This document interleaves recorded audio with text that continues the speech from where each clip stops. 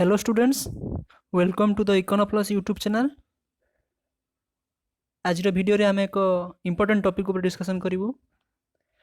तो टॉपिक ना होची संपद एवं यार वैशिष्ट्य वेल्थ एंड इट्स कैरेक्टरिस्टिक्स।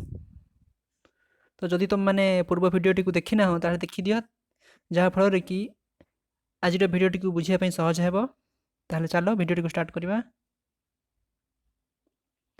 प्रथमे बुझी रखा उचित संपद कौन बा वेल्थ कौन। यदि आम साधारण लोकों भाषा देखू बा कॉमन मैन को लैंग्वेज देखा ताहले संपद कहले समस्ते बुझंती धन दौलत बा संपत्ति। तेणु साधारण भाषा रे संपद कहले आम धन दौलत बा संपत्ति को बुझी थाउ। तेणु आम जदि कहबा जार अधिक अर्थ अच्छी बा टंका अच्छी, जार अधिक कोठा बाड़ी अच्छी, जार भूमि अधिक अच्छी बा सुना हीरा आदि गहना अधिक अच्छी बा शिल्प प्रतिष्ठान जहाँ अधिक अच्छी, ताको आमे धनी बोली कही थाउ साधारण भाषा रे। किंतु अर्थशास्त्र रे संपदर अर्थ केवल एतिक सीमित नुहे, यह एक व्यापक अर्थ रे व्यवहृत होता है। तेणु अर्थशास्त्र संपद अर्थ अलगा एवं यह एक व्यापक अर्थ रे व्यवहृत होता है। तेणु अर्थशास्त्र संपद कौन? अर्थशास्त्र रे संपद आमे सही द्रव्य बा सेवा को बुझी कहबू जार चारोटी वैशिष्ट्य थिबो। तेणु वैशिष्ट्य दृष्टि रे संपदर संज्ञा निरूपण करा जायछि। तो संपदर अर्थ होछि ना जेउ द्रव्यर उपयोगिता थाए, दुष्प्राप्य होइथाए, क्रय विक्रय बा हस्तांतर होई पारे, जार बाहिक स्थिति थाए।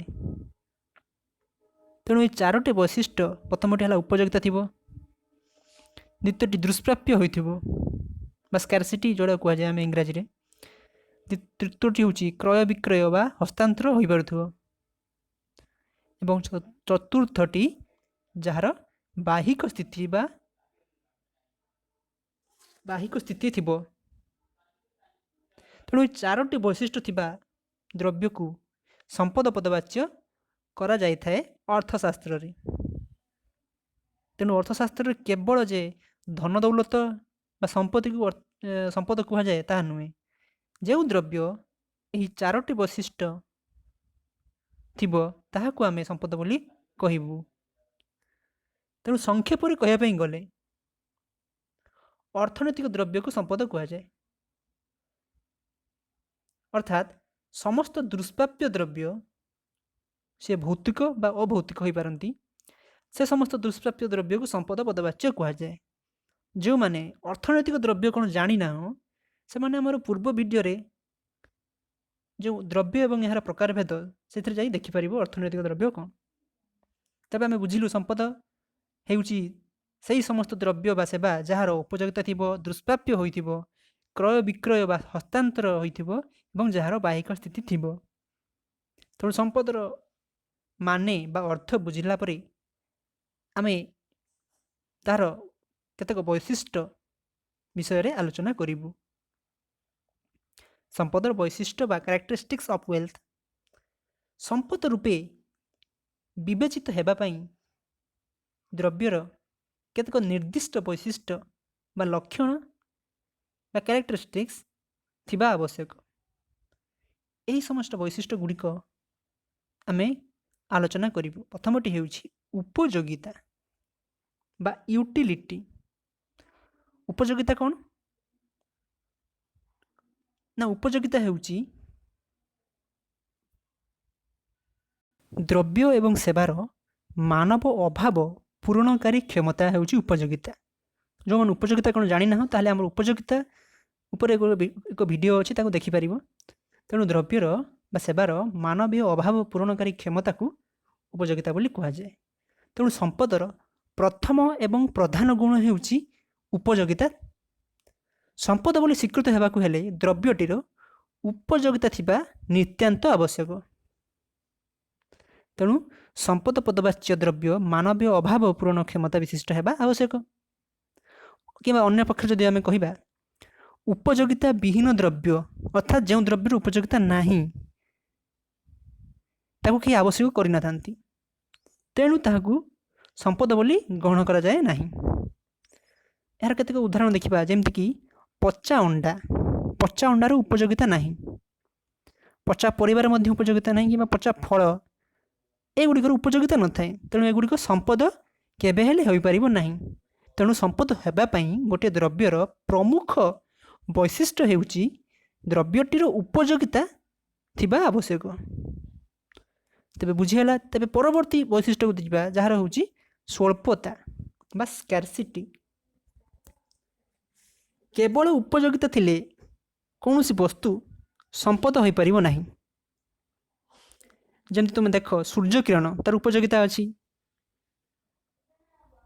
ନଦୀର ଜଳ ତାର ମଧ୍ୟ ଉପଯୋଗିତା ଅଛି, କିନ୍ତୁ ସେଗୁଡ଼ିକର ସ୍ୱଳ୍ପତା ନାହିଁ, ବା ସେଗୁଡ଼ିକ ବହୁତ ଅନେକ ବା ବହୁଳ ମାତ୍ରାରେ ସେଗୁଡ଼ିକ ଉପଲବ୍ଧ ଥାନ୍ତି, ବା ସେଗୁଡ଼ିକ ସ୍ୱଳ୍ପତା ନାହିଁ, ତେଣୁ ସେଗୁଡ଼ିକ ସମ୍ପଦ ପଦବାଚ୍ୟ ନୁହନ୍ତି।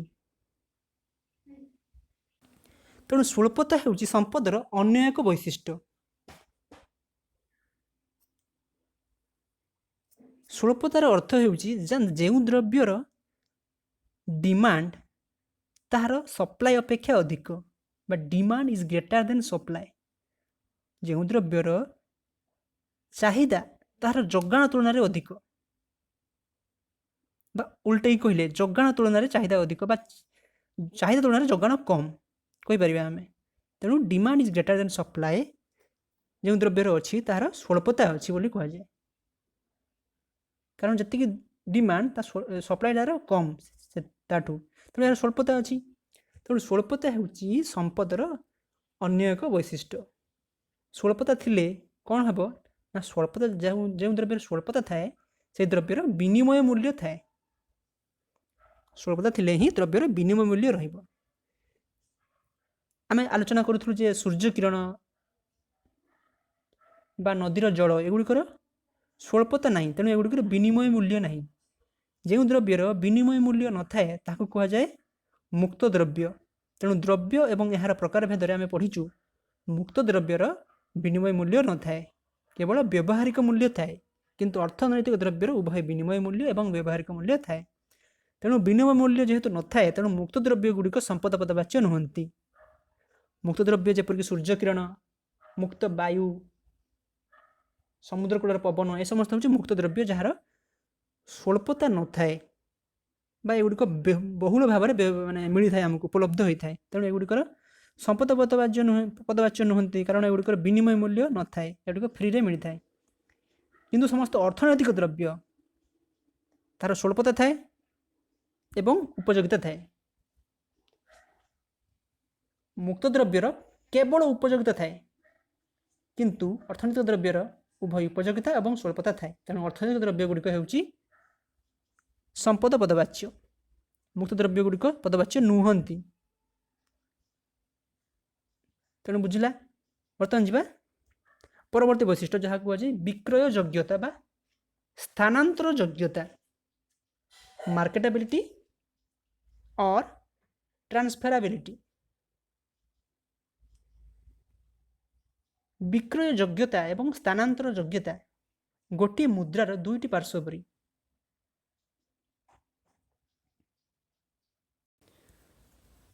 ସ୍ଥାନାନ୍ତରଣକ୍ଷମ ଦ୍ରବ୍ୟକୁ ହିଁ ବଜାରରେ କ୍ରୟ ବିକ୍ରୟ କରାଯାଇପାରେ। ତେଣୁ ଯେଉଁ ଦ୍ରବ୍ୟଟି ଗୋଟେ ସ୍ଥାନରୁ ଆଉ ଗୋଟେ ସ୍ଥାନକୁ ସ୍ଥାନାନ୍ତର ହୋଇପାରୁଥିବ, ସେହି ଦ୍ରବ୍ୟଟି ବଜାରରେ ବିକ୍ରୟ ହୋଇପାରୁଥିବ। ତେଣୁ ଏଠାରେ କହି ରଖିବା ଉଚିତ ଯେ ସ୍ଥାନାନ୍ତରଣ ସାଧାରଣତଃ ଦୁଇ ପ୍ରକାର। ଗୋଟେ ହେଉଛି ସ୍ଥାନ ପରିବର୍ତ୍ତନ,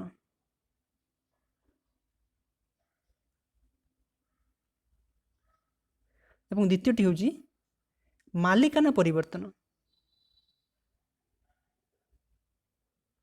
ମାଲିକାନା ପରିବର୍ତ୍ତନ ଗୋଟେ ହେଉଛି ସ୍ଥାନ ପରିବର୍ତ୍ତନ, ଆଉ ଗୋଟେ ହେଉଛି ମାଲିକାନା ପରିବର୍ତ୍ତନ। ତେଣୁ ସ୍ଥାନାନ୍ତରଣ ଦୁଇ ପ୍ରକାର। ଗୋଟେ ହେଉଛି ସ୍ଥାନ ପରିବର୍ତ୍ତନ, ବା ଗୋଟେ ସ୍ଥାନରୁ ଦ୍ରବ୍ୟକୁ ନେଇ ଆଉ ଗୋଟେ ସ୍ଥାନକୁ ଆମେ ସ୍ଥାନାନ୍ତରଣ କରିବା। ଆଉ ଗୋଟେ ହେଉଛି ମାଲିକାନା ପରିବର୍ତ୍ତନ, ଯେପରି ଗୋଟେ ଜମିର ମାଲିକ ବ୍ୟକ୍ତି ଏ ଅଛନ୍ତି, ଯଦି ସେ ଜମିଟି ବ୍ୟକ୍ତି ବି କୁ ବିକ୍ରି କରିଦିଅନ୍ତି, ତାହେଲେ ତାହାର ମାଲିକାନାଟି ସ୍ଥାନାନ୍ତରିତ ହୋଇଯାଏ, ଜମିର ମାଲିକ ବ୍ୟକ୍ତି ବି ହୋଇଯାଆନ୍ତି। ତେଣୁ ଭୂମିର ସ୍ଥାନରେ ପରିବର୍ତ୍ତନ ହେଉନାହିଁ, କେବଳ ମାଲିକାନାରେ ପରିବର୍ତ୍ତନ ହେଉଛି। ତେଣୁ ସ୍ଥାନାନ୍ତରଣ ଦୁଇ ପ୍ରକାର, ଗୋଟେ ହେଉଛି ସ୍ଥାନ ପରିବର୍ତ୍ତନ ଆଉ ଗୋଟେ ମାଲିକାନା ପରିବର୍ତ୍ତନ। ଏଠାରେ ମାଲିକାନା ପରିବର୍ତ୍ତନ ଅଧିକ ଗୁରୁତ୍ୱପୂର୍ଣ୍ଣ ଅର୍ଥନୀତିରେ। ମାଲିକାନାର ସ୍ଥାନାନ୍ତରଣ ଏବଂ ବିକ୍ରୟଯୋଗ୍ୟ ଦ୍ରବ୍ୟଗୁଡ଼ିକୁ ସମ୍ପଦ ରୂପେ ଗ୍ରହଣ କରାଯାଇଥାଏ। ଗୋଟିଏ ଦ୍ରବ୍ୟର ମାଲିକାନା ସ୍ଥାନାନ୍ତରଣ ହୋଇପାରିଲେ ତାହା ବିକ୍ରୟଯୋଗ୍ୟ ହୋଇପାରେ। ଗୋଟିଏ ଦ୍ରବ୍ୟର ଉପଯୋଗିତା ଏବଂ ସ୍ୱଳ୍ପତା ଥିଲେ ମଧ୍ୟ ଯଦି ତାହାର ସ୍ଥାନାନ୍ତରଣ ଯୋଗ୍ୟତା ବା ବିକ୍ରୟ ଯୋଗ୍ୟତା ନଥାଏ ତାହା ସମ୍ପଦ ପଦବାଚ୍ୟ ନୁହେଁ। ତେଣୁ ପ୍ରଥମ ଦୁଇଟି ବୈଶିଷ୍ଟ୍ୟ ଥିଲେ ମଧ୍ୟ ଯଦି ତୃତୀୟ ବୈଶିଷ୍ଟ୍ୟ ଯେଉଁଟାକି ବିକ୍ରୟ ଯୋଗ୍ୟତା ବା ସ୍ଥାନାନ୍ତରଣ ଯୋଗ୍ୟତା ଆମେ କହୁଛୁ ସେ ବୈଶିଷ୍ଟ୍ୟ ନଥିଲେ ମଧ୍ୟ ଦ୍ରବ୍ୟଟି ସମ୍ପଦ ପଦବାଚ୍ୟ ହୋଇପାରିବ ନାହିଁ। ଏହାର କେତେକ ଉଦାହରଣ ଯେପରିକି କବିଙ୍କ ପ୍ରତିଭା, ଯାହାର ଉପଯୋଗିତା ଅଛି ଏବଂ ସ୍ୱଳ୍ପତା ମଧ୍ୟ ଅଛି। ଶିଳ୍ପୀର କଳା କୌଶଳ, ଜଣେ ଉତ୍ତମ ଚିକିତ୍ସକଙ୍କ ଦକ୍ଷତା, ଉତ୍ତମ ସ୍ୱାସ୍ଥ୍ୟ ଇତ୍ୟାଦିର ଉପଯୋଗିତା ଅଛି ଏବଂ ସ୍ୱଳ୍ପତା ମଧ୍ୟ ଅଛି, କିନ୍ତୁ ସେଗୁଡ଼ିକର ବିକ୍ରୟ ଯୋଗ୍ୟତା ବା ସ୍ଥାନାନ୍ତରଣ ଯୋଗ୍ୟତା ନଥିବାରୁ ସେଗୁଡ଼ିକ ସମ୍ପଦ ପଦବାଚ୍ୟ ନୁହନ୍ତି। କିନ୍ତୁ ଭୂମି, କୋଠାବାଡ଼ି ସମ୍ପଦ ଅଟେ, କାରଣ ଏଗୁଡ଼ିକର ସଶରୀର ସ୍ଥାନାନ୍ତରଣ ନହେଲେ ମଧ୍ୟ ମାଲିକାନାର ସ୍ଥାନାନ୍ତରଣ ସମ୍ଭବ ହୋଇଥାଏ। ତେଣୁ ତୃତୀୟ ବୈଶିଷ୍ଟ୍ୟ ଥିଲା ବିକ୍ରୟ ଯୋଗ୍ୟତା ବା ସ୍ଥାନାନ୍ତରଣ ଯୋଗ୍ୟତା। ପ୍ରଥମେ ଶେଷ ବୈଶିଷ୍ଟ୍ୟ ଯେଉଁଟା କୁହାଯାଏ ଏକ୍ସଟର୍ନାଲ ପଜେସନ୍ ବା ବାହିକ ସ୍ଥିତି। ଏହା ସମ୍ପଦର ଏକ ଗୌଣ ବୈଶିଷ୍ଟ୍ୟ। ଏହା ମଧ୍ୟ ସମ୍ପଦର ପୂର୍ବ ବର୍ଣ୍ଣିତ ବୈଶିଷ୍ଟ୍ୟର ଆନୁଷଙ୍ଗିକ ମାତ୍ର। ନା ଦ୍ରବ୍ୟଟି ସ୍ଥାନାନ୍ତରିତ ହେବା ପାଇଁ ଏହାର ବାହିକ ସ୍ଥିତି ରହିବା ନିତାନ୍ତ ଆବଶ୍ୟକ ହୋଇଥାଏ। ଯେପରିକି ଦକ୍ଷତା, ସାଧୁତା, ଉତ୍ତମ ସ୍ୱାସ୍ଥ୍ୟ, ସୌନ୍ଦର୍ଯ୍ୟ, ସୁମଧୁର କଣ୍ଠସ୍ୱର ଇତ୍ୟାଦି ଭଳି ଅନ୍ତର୍ନିହିତ ଗୁଣ, ବିଭିନ୍ନ ଅନ୍ତର୍ନିହିତ ଗୁଣର ବାହ୍ୟତା ନଥାଏ।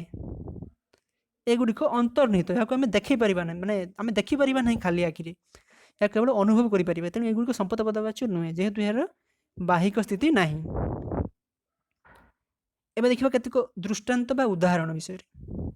ପ୍ରଥମଟି ହେଉଛି କବିଙ୍କ ପ୍ରତିଭା, ଗାୟକଙ୍କ କଣ୍ଠସ୍ୱର, ପ୍ରତିଭା ଓ ଦକ୍ଷତା ଇତ୍ୟାଦି ସମ୍ପଦ ପଦବାଚ୍ୟ ନୁହନ୍ତି, କାରଣ ଏଗୁଡ଼ିକର ବାହିକ ସ୍ଥିତି ନଥାଏ। ଦ୍ୱିତୀୟରେ ହେଉଛି ବହୁତ ସମୟ ଲୋକ କହନ୍ତି ସ୍ୱାସ୍ଥ୍ୟ ହିଁ ସମ୍ପଦ, ସ୍ୱାସ୍ଥ୍ୟ ହିଁ ସମ୍ପଦ ବା ହେଲ୍ଥ ଇଜ୍ ୱେଲ୍ଥ। କିନ୍ତୁ ଅର୍ଥଶାସ୍ତ୍ରରେ ସ୍ୱାସ୍ଥ୍ୟ ସମ୍ପଦ ନୁହେଁ, କାରଣ ଏହାର କିଛି ବାହିକ ସ୍ଥିତି ନାହିଁ, ଏହାକୁ ଆମେ ଦେଖାଇ ପାରିବୁ ନାହିଁ। ଏବଂ ତୃତୀୟଟି, ତେଣୁ ଆଉ ଗୋଟେ ହେଉଛି ବ୍ୟକ୍ତିଗତ ସେବାକୁ ଅର୍ଥଶାସ୍ତ୍ରରେ ଅର୍ଥ ବିନିମୟରେ କ୍ରୟ କରାଗଲେ ସେଗୁଡ଼ିକୁ ସମ୍ପଦ ବୋଲି କହିପାରିବା। ବ୍ୟକ୍ତିଗତ ସେବା, ବିଭିନ୍ନ ପ୍ରକାର ସେବା ଯେପରି ସେଗୁଡ଼ିକୁ ଆମେ ଯଦି କ୍ରୟ ବିକ୍ରୟ କରିପାରିବା ସେଗୁଡ଼ିକୁ ସମ୍ପଦ ବୋଲି କୁହାଯିବ। ଉଦାହରଣ ଦେଖିବା ଏଠି, ଯେମିତି ମହେନ୍ଦ୍ର ସିଂ ଧୋନିଙ୍କ କ୍ରୀଡ଼ା ନୈପୁଣ୍ୟ ସମ୍ପଦ ନୁହେଁ। କାହିଁକି ନୁହେଁ? କାରଣ ସେଗୁଡ଼ିକର ବାହିକ ସ୍ଥିତି ନଥାଏ, କିନ୍ତୁ ସେ ବିଭିନ୍ନ ଟେଷ୍ଟ ଏବଂ ଏକ ଦିବସୀୟ ମ୍ୟାଚ୍ରେ ଯେଉଁ ଖେଳନ୍ତି ବା ଟେଷ୍ଟ ମ୍ୟାଚ୍ ବା ୱାନ୍ ଡେ ମ୍ୟାଚ୍ରେ ଯେଉଁ ଖେଳନ୍ତି ସେଥିରେ ସେ ତା ପାଇଁ ପେମେଣ୍ଟ ପାଇଥାନ୍ତି ବା ତା ପାଇଁ ସେ ପଇସା ତାଙ୍କର ଯେଉଁ ଫିକ୍ସଡ ଆମାଉଣ୍ଟ ଅଫ୍ ମନି ସେ ପାଇଥାନ୍ତି। ତେଣୁ ଏଗୁଡ଼ିକ କ୍ରୟ ବିକ୍ରୟ ହୋଇପାରୁଛି, ତେଣୁ ଏଗୁଡ଼ିକ ହେଉଛି ସମ୍ପଦ। ଠିକ୍ ସେପରି ସୋନୁ ନିଗମଙ୍କ କଣ୍ଠସ୍ୱର ସମ୍ପଦ ପଦବାଚ୍ୟ ନୁହେଁ, କାରଣ ଏଗୁଡ଼ିକ ଅନ୍ତର୍ନିହିତ ଗୁଣ ଭଳି ଏଗୁଡ଼ିକର ବାହିକ ସ୍ଥିତି ନଥାଏ। କିନ୍ତୁ ସେ ଚଳଚ୍ଚିତ୍ରରେ ଗାଉଥିବା ଗୀତ ସମ୍ପଦ, କାରଣ ତା ପାଇଁ ସିଏ ମୂଲ୍ୟ ପାଇଥାନ୍ତି ବା ବିନିମୟ ମୂଲ୍ୟ ପାଇଥାନ୍ତି। ଠିକ୍ ସେହିପରି ବିଭିନ୍ନ ପ୍ରକାର ଋଣ ଉପକରଣ ଯେପରିକି ଚେକ୍, ବ୍ୟାଙ୍କ ଡ୍ରାଫ୍ଟ, ବିନିମୟ ପତ୍ର, କମ୍ପାନୀମାନଙ୍କର ବଣ୍ଡ, ଅଂଶ ବା ସେୟାର ଯାହା କୁହାଯାଏ, ଏଗୁଡ଼ିକ ଉପରେ ଦାବି ପ୍ରମାଣ କରିଥାଏ। ତେଣୁ ଏଗୁଡ଼ିକୁ ପ୍ରତିନିଧିମୂଳକ ସମ୍ପଦ ବୋଲି କୁହାଯାଏ। ତେଣୁ ଏଗୁଡ଼ିକ ମଧ୍ୟ ସମ୍ପଦ। ଠିକ୍ ସେହିପରି ବ୍ୟବସାୟିକ ସୁନାମ ଏବଂ ପେଟେଣ୍ଟ ଅଧିକାର, ଏଗୁଡ଼ିକ ହେଉଛି ଅଭୌତିକ ଦ୍ରବ୍ୟ।